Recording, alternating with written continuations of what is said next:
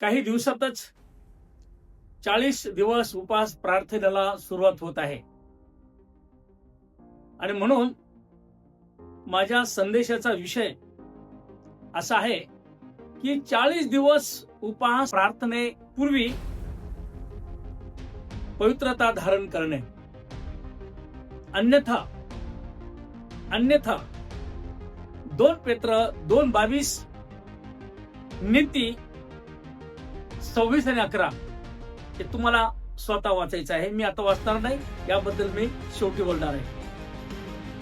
प्रियानो, आम्ही पाहतो की सालाबादाप्रमाणे 40 दिवस उपवास प्रार्थना येतात आणि मग त्यामध्ये आम्ही सर्वच्या सर्व लोक एका वेगळ्या पावित्र्याने, वेगळ्या भावनेने, वेगळ्या आत्मिक प्रेरणेने आम्ही एक भावनिक होऊन ते 40 दिवस चांगल्या प्रकारे जगण्याचा आम्ही प्रयत्न करतो.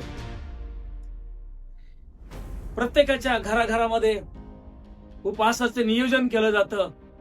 कोण कोण धरणार आहे, कशा पद्धतीने करणार आहेत. प्रत्येक चर्चेसमध्ये उपवास प्रार्थनेबद्दलचे कार्यक्रम आखले जातात, नियोजन केलेलं जातं. कौटुंबिक प्रार्थना कशा घ्यायच्या, घरोघरी प्रार्थना कशा घ्यायच्या. त्याचप्रमाणे आम्ही पाहतो की राखेचा बुधवार, झाडांचा रविवार, मौंदी गुरुवार, गुड फ्रायडे, ईस्टर संडे ह्या प्रासंगिक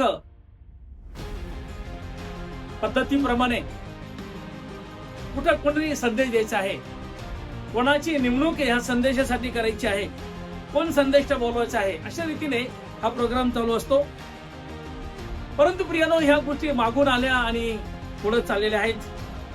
काही महाभक्त असे आहेत की ह्या 40 दिवसामध्ये उपवास प्रार्थनेमध्ये आंघोळ करत नाहीत. ह्या 40 दिवसामध्ये दाढी वाढवलेली असते.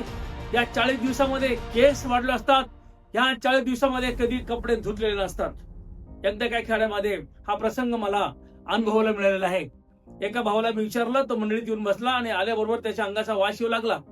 आणि अशा 40 दिवसाचा उपवास प्रार्थनेमध्ये गेलो असताना मी त्यांना म्हटलं, का हो, तुम्ही आंघोळ केले नाही का? हो म्हणे, पालक साहेब, येशूने 40 दिवस कुठे आंघोळ केली, येशूने 40 दिवस कुठे दाढी केली, येशूने 40 दिवस कुठे केस काढले, येशूने 40 दिवस कोणते कपडे धुतले, मला सांगा तुम्ही.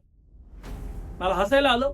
परंतु त्यावेळेस मी काही बोललो नाही. परंतु सभा संपल्यानंतर मात्र मी त्याला त्याच्या पद्धतीने व्यवस्थित त्याला सांगितलं.